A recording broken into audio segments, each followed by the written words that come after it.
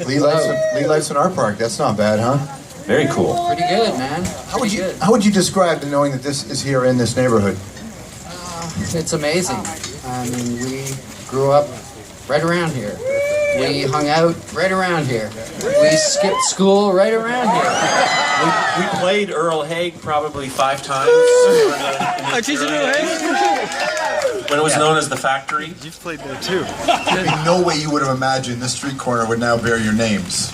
How can you imagine that? That's beyond imagining. Tell me when you heard about it and what you found out this was going to happen. I think we were, obviously thrilled and amazed that someone would want to do something like this and put our names on it. And we were really happy for the community that, there's some investment in art and leisure for this neighborhood.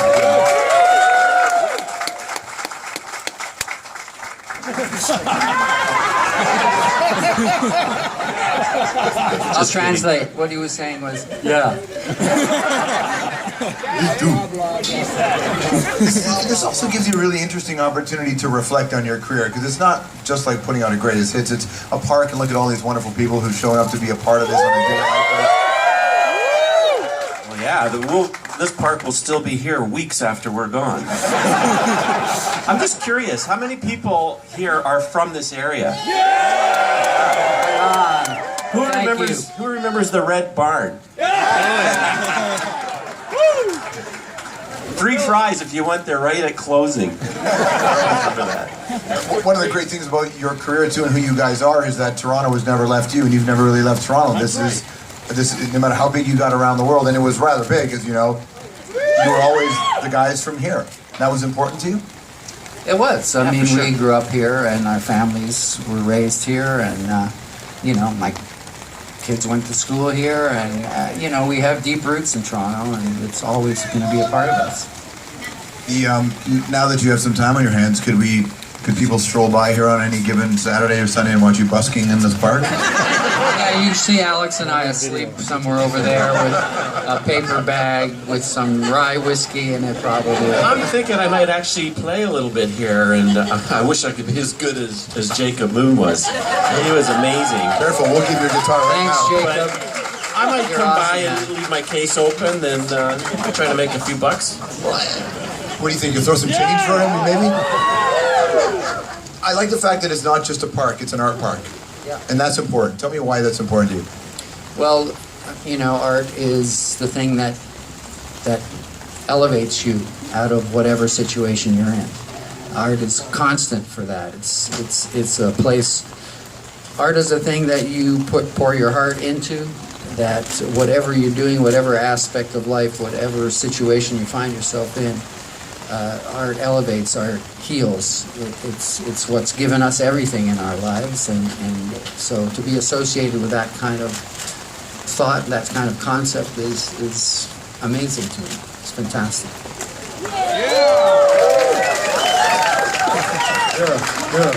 Yeah, totally. Me too. And an anniversary of 2112 as well. I don't know if you've seen these stools, but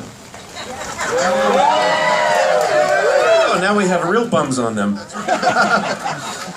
It's a really pivotal album in your career, isn't it? People may not know Rush the way they know Rush now if it wasn't for that record, right? Yeah, absolutely. Definitely. Yeah, that was. What do you remember from that? We were going to call it 2111. Neil's birthday was 9. That was a year later, and we thought, what the hell? That's hard to follow. I'm sorry.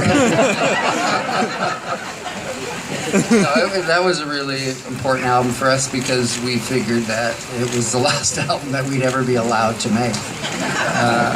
And we were our career was on a sort of a downward trajectory before that album came out. Not to us. And thank you.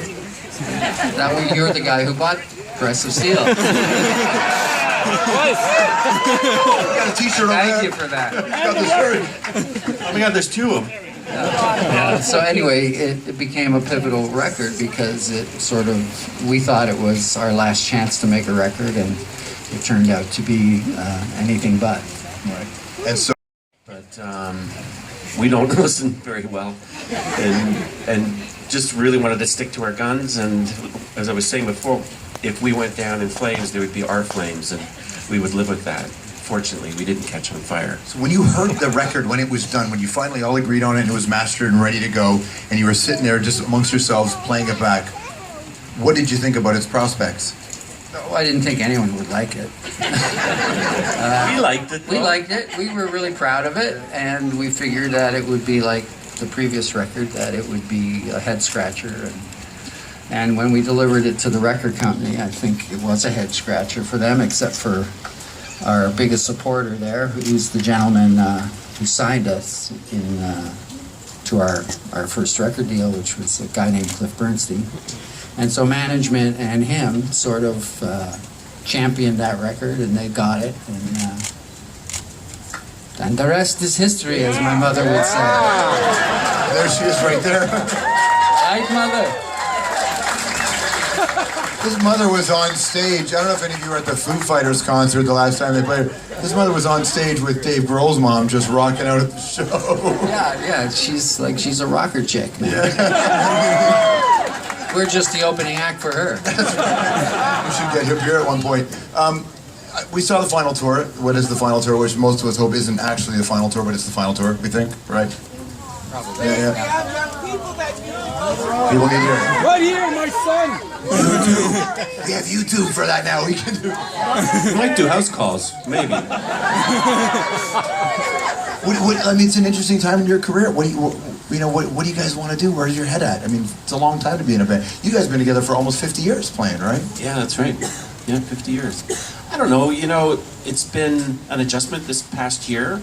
We've been following up on some other interests that we both have, and we've been learning to get used to the idea, and it's taken a while, but I feel very confident about a lot of things, and music is definitely still one of them, and I'm sure that we'll do something in the future. You can't just stop playing and writing music together. Yeah. Are you still keeping the bass fingers ready? I play almost every day that I'm around the house. I've been traveling a lot with my wife, and we're very big into seeing the world and taking advantage of this break in my career, whatever it may be. And but I love playing, and I play a lot, and sooner or later the right thing will happen. I think at some point you have to take a selfie in front of your images out there, the Lee Lifeson Art Park, and just keep sending it to Neil. Just keep sending it. Has he responded to the fact you have a park named after you now? No, he hasn't. If you think of your earliest memories in this neighborhood, aside from skipping school, is there one that stands out with you two, and when you got a sense that something really special was happening between the two of you? Well, I think the first time he got me high in a park. Quiet, our moms are here. I blame him for my whole downward spiral. No, I mean, our friendship really started very close to here, and our musical life together began very close to here. Yeah, Ray Daniels is sitting right behind us. He's been our manager dear friend since 1969, not long after we started the band. And one of the first gigs we did was at St. Gabe's, just around the corner on Shepherd. Yep. He rented the building out. I remember riding around on a Honda 90, stapling up posters on telephone poles, and I think it was 50 cents to get in. But it all kind of started here. And Ray's, although he's from Ancaster originally, we met him here, and he's been a part of the whole scene right from the beginning as well. It's a pretty special moment to be able to celebrate this with your family and your friends and Yes, it colleagues, is. isn't it? How And all you people, thank you so much for coming. Amazing.